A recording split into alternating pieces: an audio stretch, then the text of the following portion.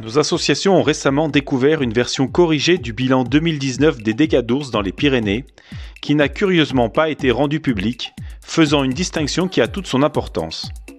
Alors que la version initiale, diffusée et relayée largement le 7 avril 2020, annonçait sans nuance 1173 animaux et 36 ruches imputées directement à l'ours, la nouvelle version du 15 mai, beaucoup plus modérée et prudente, précisait 562 animaux et 36 ruches indemnisées lorsque l'ours est ou semble responsable du dommage. Ce nouveau bilan corrige donc partiellement deux erreurs que nous avions présentées à la ministre de la Transition écologique au printemps et qu'elle avait en effet demandé au service de corriger. Cela fait des années que nous demandons à l'État de différencier les dégâts d'ours avérés des indemnisations au bénéfice du doute.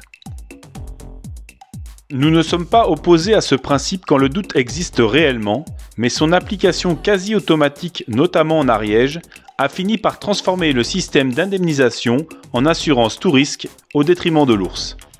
La réalité de l'impact de l'ours reste à l'évidence largement surestimée. L'État est réticent à dire la vérité, mais l'enjeu est important. Outre la fausse image de grands prédateurs attribuée injustement à l'ours, c'est sur cette confusion entretenue entre attaque avérée et indemnisation douteuse que des préfets autorisent l'effarouchement des ours dans les Pyrénées depuis 2019.